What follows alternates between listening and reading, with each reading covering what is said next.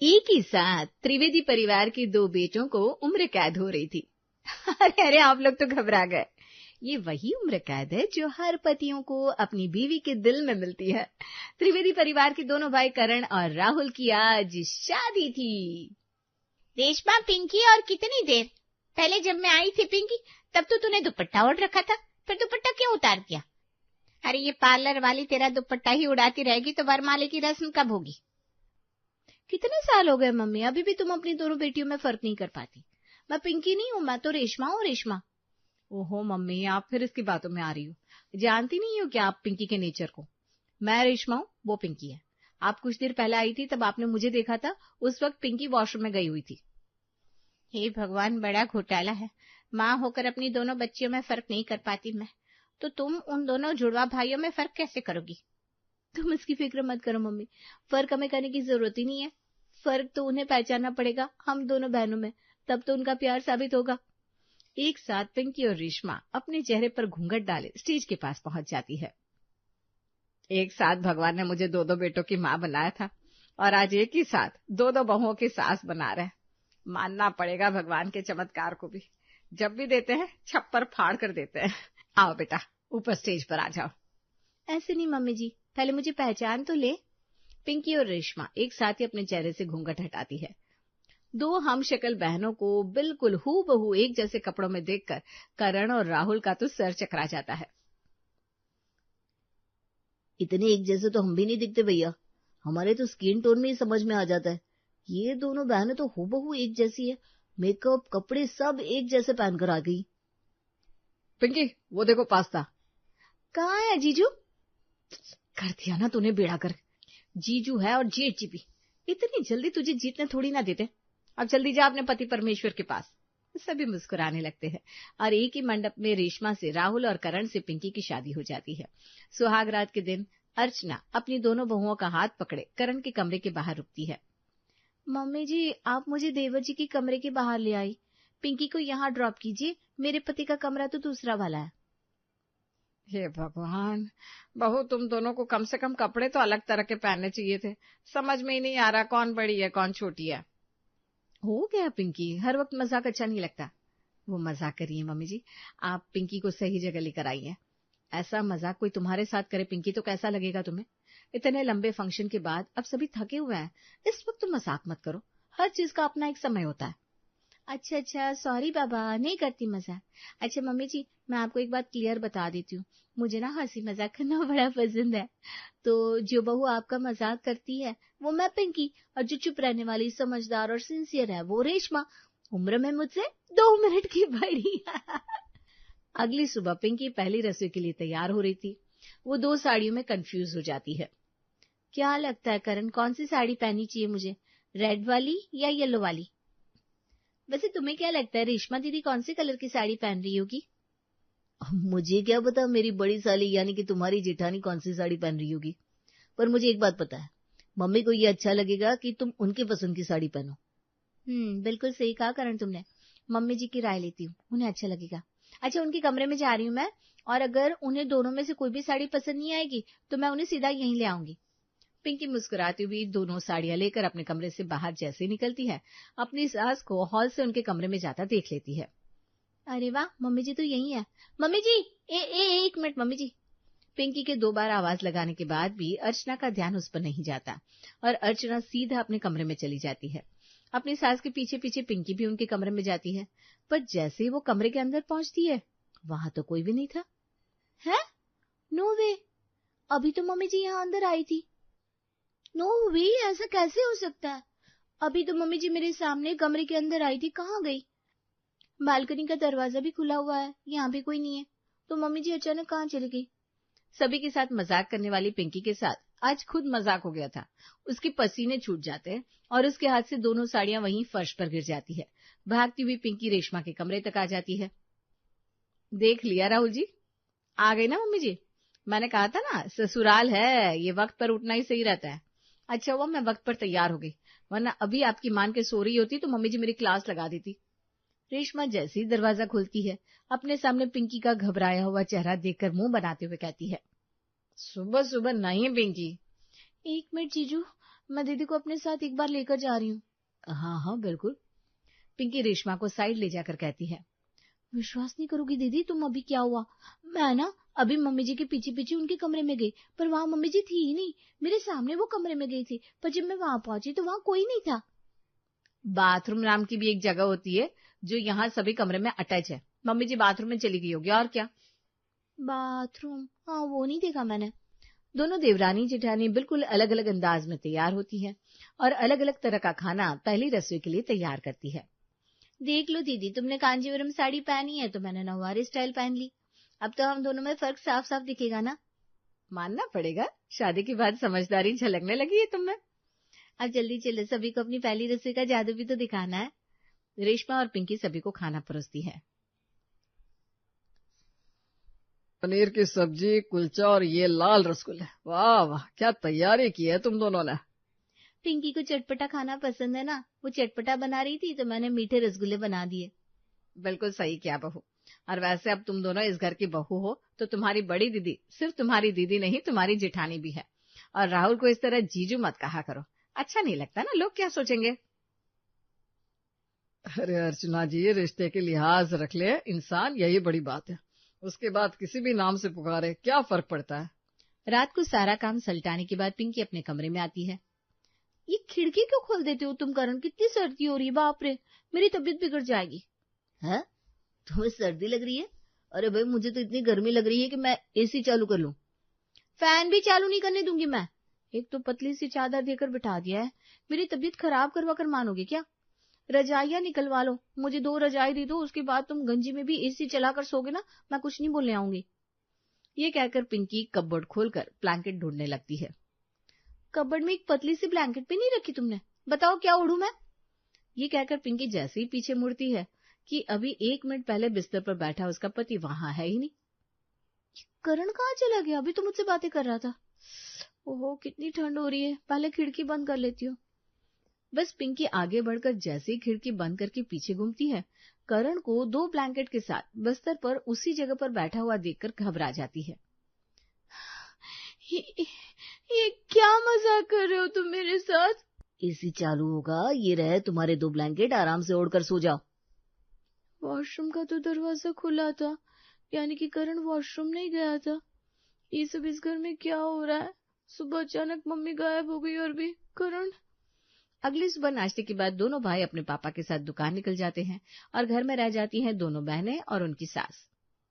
Mummy जी तो अपने कमरे में आराम से सो रही है, यही वक्त है दीदी से बात करने का। हर वक्त शैतानियां करती हो ना तुम, इसीलिए तुम्हारे दिमाग को बाकी में भी शैतानियां दिख रही है। तुम्हारी कसम खाती हूँ दीदी, मैं मजाक नहीं कर रही हूँ। पिंकी के माथे पर सलवटे देखकर रेशमा समझ जाती है कि पिंकी को कोई बात परेशान कर रही है। ठीक है, तुम फिक्र मत करो, मैं रात को ही इनसे इस बारे में बात करूंगी। अभी चलो दोपहर के खाने की तैयारी कर लेते हैं। मम्मी जी सोने गई हैं, जब तक जागती है खाना तैयार हो जाएगा। रेशमा पिंकी का ध्यान बटाने के लिए उसे अपने साथ किचन में ले जाती है। अरे कहाँ ध्यान है तुम्हारा पिंकी, इतना सोचो मत। चलो आलू अच्छे से काटो, एक आलू बड़ा है और दूसरा छोटा। ऐसे कैसे कटिंग की है? हाँ, मम्मी ने क्या सिखाया था? अगर सब्जियों के आकार अलग अलग होंगे तो एक जल्दी पक जाएगा और दूसरा देर से, जिससे सब्जी खराब हो सकती है। ध्यान सब्जी पर लगाओ, बाकी सब कुछ अपने आप दिमाग से निकल जाएगा। सब्जियों को काटने के बाद पिंकी दाल भिगोने के लिए जैसे ही डब्बा खोलती है, उसमें दाल ही नहीं थी। ये लो दीदी, दाल तो है ही नहीं। इतनी धूप में मैं नहीं बाहर जाऊंगी, अब दाल कैसे बनेगी? आज तो लगता है तेरा दिमाग सच में खराब हो गया है। ई-कॉमर्स का जमाना है बहना, दिन भर ऑनलाइन चीजें ऑर्डर करती हो और अभी बाजार जाने की बात कर रही हो। ब्लिंकिट कर लो ना। रेशमा की बात सुनकर पिंकी बस ब्लिंकिट ऐप अपने फोन में डाउनलोड कर ऑर्डर प्लेस कर देती है। 2 किलो उड़द की दाल के साथ कुरकुरे और मैगी भी ऑर्डर कर दिया दीदी। बहुत अच्छा किया। इसके पहले कि दाल का ऑर्डर पिंकी के घर के दरवाजे तक पहुंचता, उसकी सास एक पतीला दाल लेकर रसोई के अंदर आ जाती है, जिसे देखती रेशमा का सर घूम जाता है।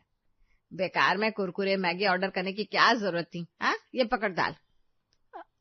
आपको कैसे पता मम्मी जी की रसोई में दाल खत्म हो गई है? आप तो रूम में सो रही थी ना, और इतनी जल्दी आप दाल लेकर कहाँ से आई?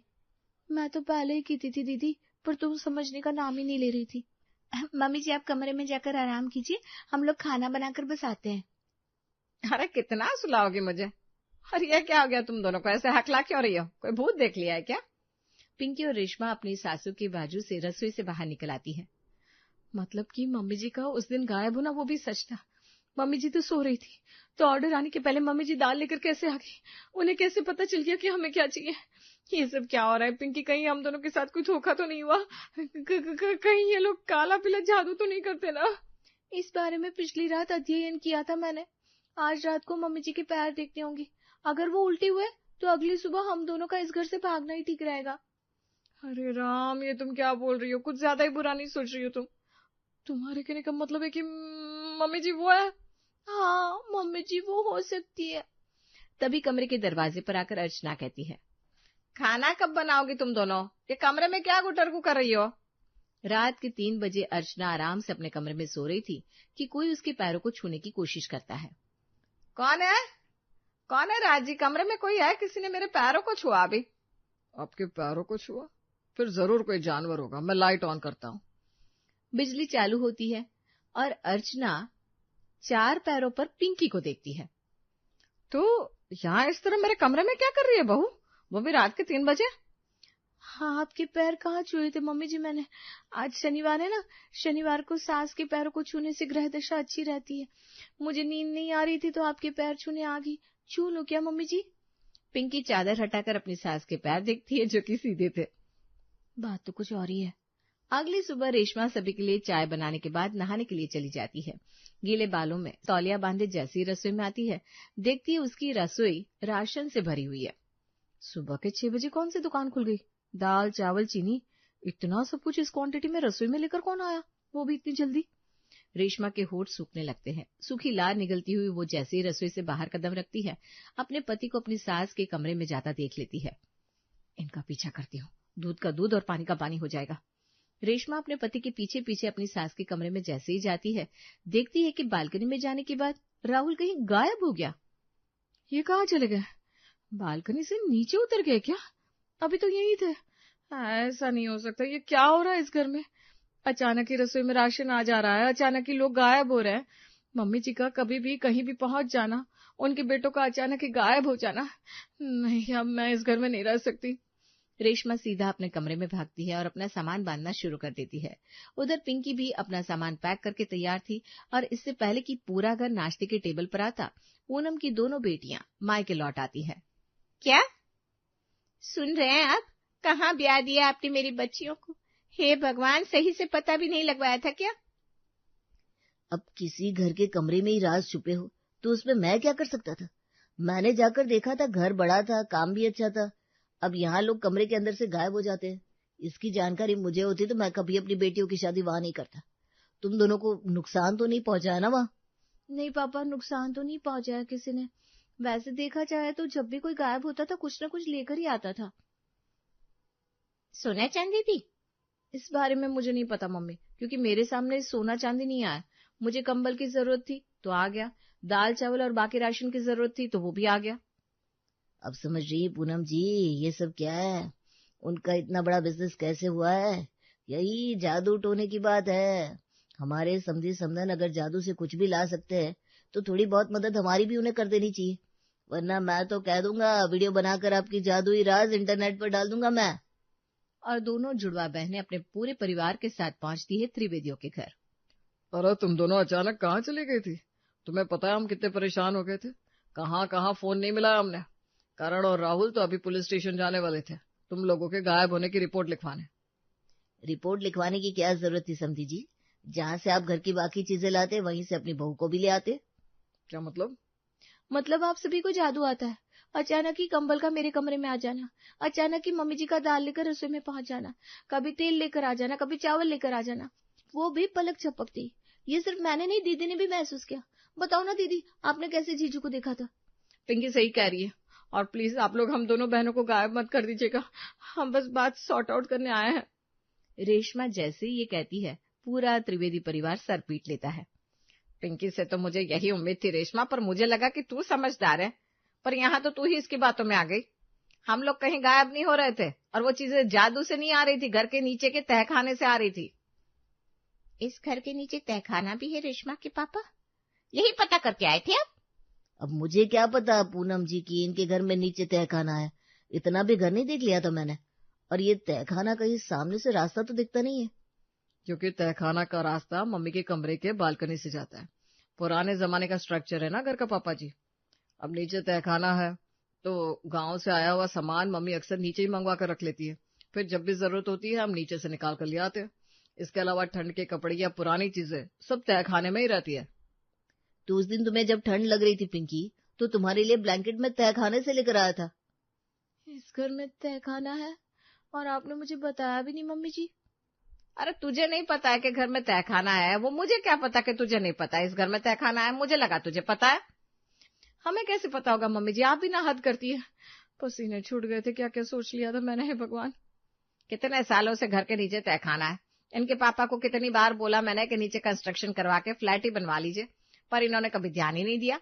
मुझे लगा तुम दोनों भी अपने ससुर जी जैसी ही सोच रखती हो। रेशमा और पिंकी के पापा समझ जाते हैं कि प्रॉब्लम तो कुछ थी ही नहीं।